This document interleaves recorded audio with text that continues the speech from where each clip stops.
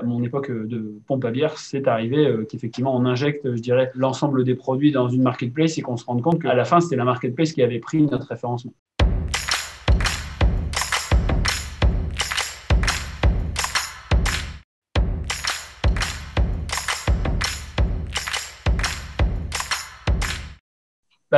En fait, le service client que tu essayes de joindre, qui n'est malheureusement pas en France, comme beaucoup de services clients, qui ne respecte pas les horaires, ne répond pas aux messages, à un moment, tu as envie de dire, j'aimerais bien pouvoir joindre quelqu'un, et c'est souvent le cas dans les très grosses entreprises. Les gens sont injoignables, et du coup, tu t'énerves un peu, quoi. Et du coup, ce tweet est parti. J'aurais dit le 501 pour Levis. Clairement, pour le SEO, c'est effectivement les redirections 300. La 404, elle est juste là pour m'expliquer que l'endroit où on veut aller, ça n'existe plus. Là, chez vous, sur les créas des 404, il y en a certaines qui sont devenues célèbres. Non, une page 404, non. On clique sur une URL souvent où on est redirigé d'un endroit vers un autre. Ce qui est parfois un petit peu énervant, c'est de se dire je voulais trouver une info et je ne la retrouve pas. Grâce à Google, il suffit de retaper la requête en tapant le nom du site et on va retrouver la nouvelle page puisque elle aura été indexée par Google qui, lui, voit tout en fait. Nous, parfois, on ne sait plus où chercher. Google le sait et Google nous donne l'info.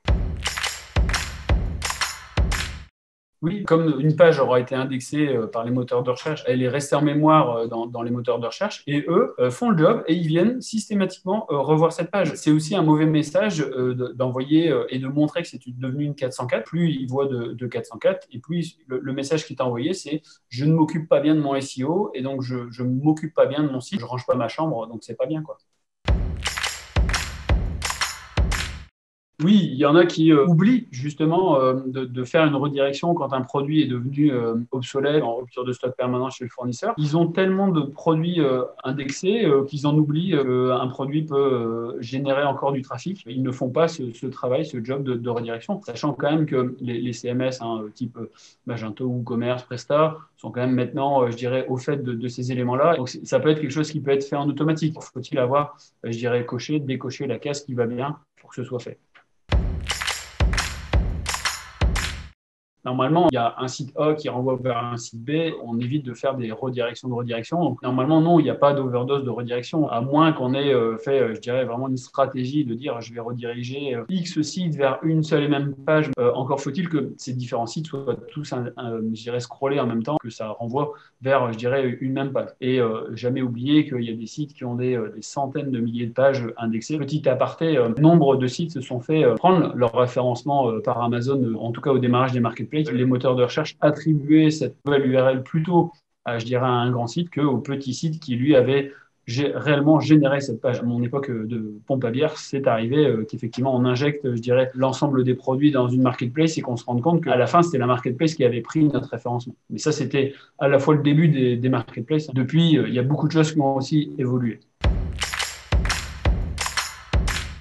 Oui, c'est plutôt simple. Effectivement, beaucoup de sites sont faits sous WordPress. Il existe des plugins et aussi en allant sur l'HT Access où on peut faire effectivement ces redirections. Quand on veut que le travail soit bien fait, passer par une agence, passer par un prestataire qui va faire les choses proprement et correctement, c'est un bon investissement. L'antériorité de nos URL, c'est important.